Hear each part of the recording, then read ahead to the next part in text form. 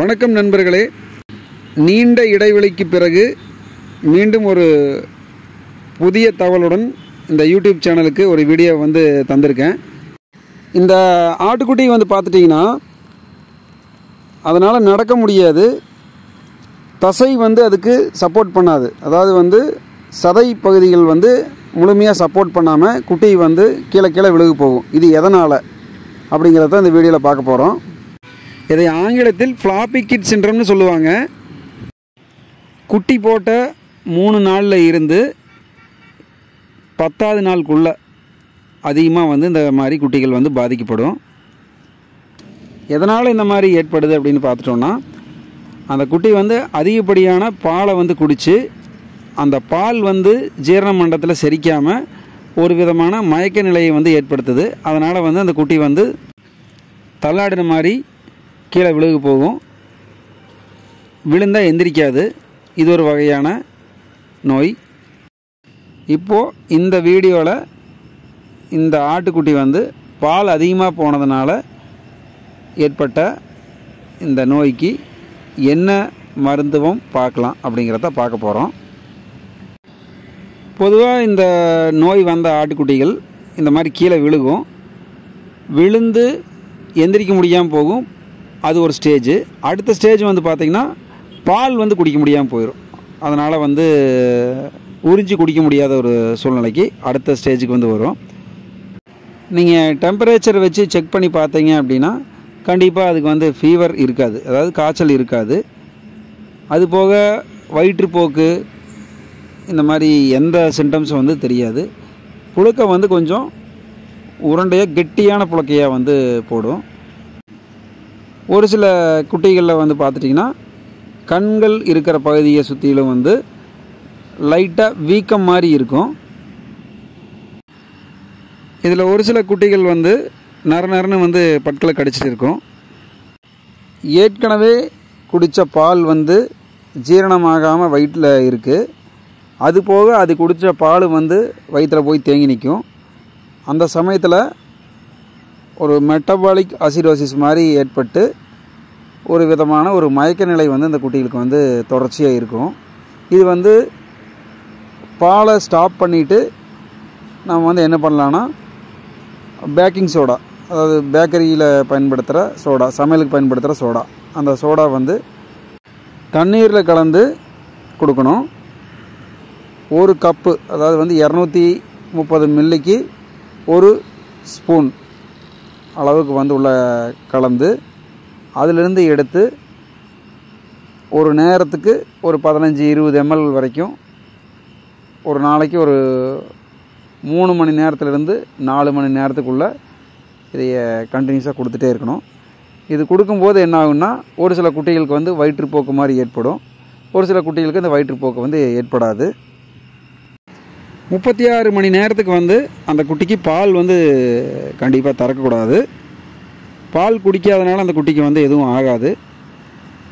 அதே சமயத்தில் பாலை கட்டாயப்படுத்தி நம்ம கொடுத்தோம் அப்படின்னா அதுக்கப்புறம் மறுபடியும் ஒரு 36 மணி நேரம் கழித்து தான் அந்த குட்டிக்கு சரியாகும். அதனால் பாலை 1.5 நாள், அதாவது 24 + 12 மணி நேரம், 1.5 நாள் பாலை ஸ்டாப் பண்ணியே ஆகணும்.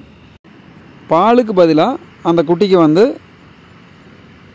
சமையல் சோடா கொடுத்ததுக்கு அப்புறம் ஒரு 1 மணி நேரம் 1.5 மணி நேரம் கழித்து ஒரு 250 ml தண்ணியில்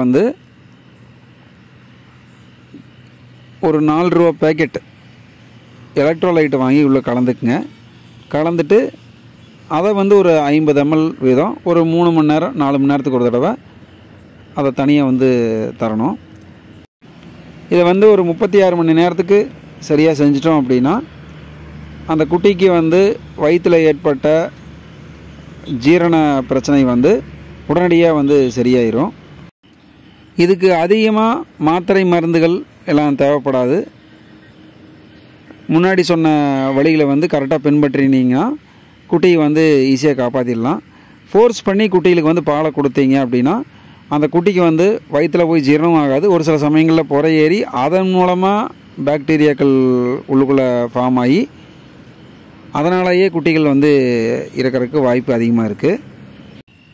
ஒரு சிலர் வந்து குட்டி எதுவுமே சாப்பிடலை, ஒரு மாதிரி படுத்துட்ருக்குது அப்படின்னு சொல்லிட்டு என்ன பண்ணுவாங்கன்னா, பாலில் வந்து சமையல் சோடா கலந்து கொடுத்துருவாங்க. அது வந்து தயிர் மாதிரி ஆகி உள்ளுக்குள்ளே போய் மறுபடியும் அதுக்கு வந்து அந்த குட்டிக்கு பெரிய பிரச்சனையை தான் ஏற்படுத்தும். அதனால் தண்ணியில் மட்டும்தான் சமையல் சோடாவை கலந்து கொடுக்கணும். அதுவும் ஒரு கப்பு அளவுக்கு இருக்கிற தண்ணியை எடுத்து அதில் கலந்து வச்சுட்டு அதை வந்து எடுத்து கொடுக்கணும். எலக்ட்ரோலைட்டும் அதே மாதிரி தான்.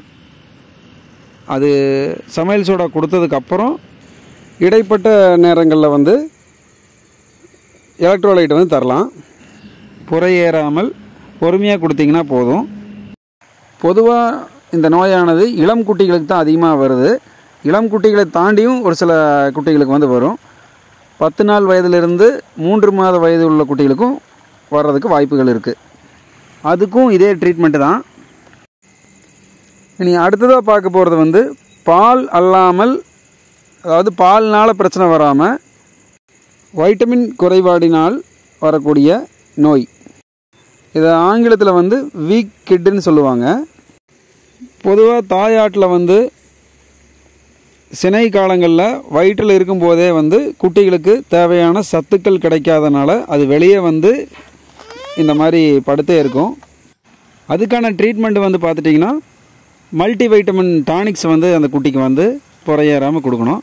அது வந்து இமேஜில் வந்து போட்டுடுறேன். இந்த மாதிரி பிரச்சனை இருக்கிறவங்க தாராளமாக அதை வந்து கொடுக்கலாம். மருத்துவர் இல்லாத சூழ்நிலைக்கு பயன்படுத்திக்கங்க. சினை பருவத்தில் ஆடுகளுக்கு தேவையான செலினியம் கிடைக்காததனால், அதாவது செலினியம் சத்து பற்றாக்குறையினால் குட்டிகளுக்கு இந்த மாதிரி வந்து ஆகுது. ஆடுகளுக்கு தாது உப்பு கலவை வந்து தண்ணியில் கலக்கி கொடுக்கறதுனால இது மாதிரி குறைபாடுகள் இல்லாமல் குட்டிகளை வந்து நம்மளால் எடுக்க முடியும். இந்த வீடியோவில் இருக்கிற சிறப்பு வந்து ஒவ்வொன்றும் ஒவ்வொரு ml எடுத்துக்கங்க. மொத்தமாக 3 ml வரும். 3 ml வந்து அப்படியே புறையேறாமல் குட்டிக்கு வந்து உள்ளே கொடுத்துருங்க. கொடுத்ததுக்கப்புறம் எலக்ட்ரோலைட்டும் வந்து ஒரு மணி நேரம் கழித்து தரலாம். அந்த வீடியோ அதாவது வந்து முன்னாடி கொடுத்துருக்கு இல்லையா, அது வந்து பால்னால் வந்த பிரச்சனைக்கு நம்ம வந்து என்ன பண்ணோம், சமையல் சோடா பயன்படுத்துகிறோம். இதில் வந்து பயன்படுத்த வேண்டிய அவசியம் இல்லை. இதுக்கு வந்து இந்த டானிக்கும் எலக்ட்ரோலைட்டும் கொடுத்தா போதும். எலக்ட்ரோலைட் வந்து 3 மணி நேரத்துக்கு ஒரு தடவை ஒரு 30 ml ரேஞ்சில் வந்து குட்டிகளுக்கு கொடுக்கலாம். அதுவும் புறையேறாமல் சிரஞ்சில் பொறுமையாக கொடுங்க. சத்து பற்றாக்குறையினால் ஏற்படும் இந்த நோயை வந்து இந்த மாதிரி ட்ரீட் பண்ணால் ஓரளவுக்கு வந்து அதைய காப்பாற்றிடலாம். இதில் வந்து பார்த்துட்டிங்கன்னா ஒரு சில குட்டிகள் வந்து ஒரே நாளில் ரெடி ஆயிரும். ஒரு சில குட்டிகள் வந்து 2 நாள் 3 நாள் எடுத்துக்கும். ஒரு சில குட்டிகள் வந்து 4 நாட்கள் வரைக்கும் எடுத்துக்கும். 36 மணி நேரம் கழித்து இது போன்ற குட்டிகளுக்கு வந்து தாராளமாக வந்து பால் வந்து தர ஆரம்பிச்சிடலாம். அது வந்து எந்திரிக்க முடியல அப்படின்னா கொஞ்சம் படுக்க வச்ச மாதிரியே வச்சு தலையை மட்டும் நேராக வச்சு ஒரு 100 ml தரலாம். அந்த குட்டிகள் வந்து கண்டிப்பாக ஆட்டுக்கிட்ட இருந்து பால் குடிக்க முடியாது. பாலை கறந்து உடனே வந்து தரணும். எல்லாமே வந்து சிரஞ்சு வழியாக தான் தர வேண்டிய ஒரு சூழ்நிலை இருக்குது. அதனால் சிரஞ்சில் பொறுமையாக கொடுக்கணும். இன்னொரு விஷயத்தையும் நல்லா ஞாபகம் வச்சுக்கோங்க. எக்காரந்து கொண்டும் பாலோட சிரப்போ இல்லை வேறு மருந்தோ கலந்து கண்டிப்பாக தரக்கூடாது. ஒரு சில குட்டிகள் வந்து பார்த்துட்டிங்கன்னா படுத்தே இருக்கும், ஒரே நாளில் வந்து இறந்துடும். அது வந்து சத்து குறைபாட்டினால கண்டிப்பாக இறக்காது. அதனுடைய காரணங்கள் என்ன அப்படிங்கிறத வந்து பிறந்த குட்டி பராமரிப்பு அந்த மாதிரி ஒரு வீடியோ வந்து ஆல்ரெடி நான் வந்து யூடியூப்பில் போட்டிருக்கேன். அதை டிஸ்கிரிப்ஷனில் வந்து கொடுத்துட்றேன். அதில் போய் நீங்கள் பார்த்துக்குங்க. ஆட்டுக்குட்டி பிரசவிப்பதில் நேரமாகும்போது உள்ளே வந்து தண்ணியை குடிச்சிடும். அந்த மாதிரி குட்டி வந்து வெளியே வரும்போது என்ன ஆகும்னா நுரையீரலில் வந்து இன்ஃபெக்ஷன் ஏற்பட்டு அந்த குட்டிகள் வந்து இறந்துடும். பனிக்குடம் உடைந்து 1 மணி நேரத்துக்குள்ளே குட்டி வந்து ஆடு போடலை அப்படின்னா கண்டிப்பாக மருத்துவர்கிட்ட எடுத்துகிட்டு போய் குட்டிக்கு தேவையான ஊசி வந்து போட்டுக்கணும். நம்ம ஆட்டுக்குட்டிக்கு என்ன நோய் வருது அப்படிங்கிறத தெரிஞ்சுக்கிறதுக்காகத்தான் இந்த வீடியோ வந்து போட்டிருக்கு. ஒரு வியாதி வரும் முன் குட்டிகளை அந்த வியாதியிலிருந்து மீட்பது எப்படி, வந்த பிறகு அதை சரி செய்வது எப்படி அப்படிங்கிறது தான் முழுக்க எல்லா வீடியோலையும் நீங்கள் பார்க்க போகிறீங்க. பெரும்பாலான வியாதிகள் வந்து சரி செய்யக்கூடியது தான். நம்மளுடைய தவறுகளால தான் ஆடுகள் குட்டிகள் நோய்வாய்ப்படுது. நம்மளுடைய தவறுகளை நம்ம புரிஞ்சிட்டு அதை சரி செஞ்சாலே இழப்புகள் இல்லாமல் லாபமுள்ள பண்ணையாளராக உருவாகலாம். இது போன்ற அரிய விஷயங்கள் பலர் தெரிந்து கொள்ள முடிந்தவரை ஷேர் செய்யவும். பயனுள்ள பல வீடியோக்கள் இனி அடுத்தடுத்த வாரங்களில் வர உள்ளது. நமது கோட் ஃபார்மர்ஸ் சேனலை இணைந்திருங்கள். நன்றி, வணக்கம்.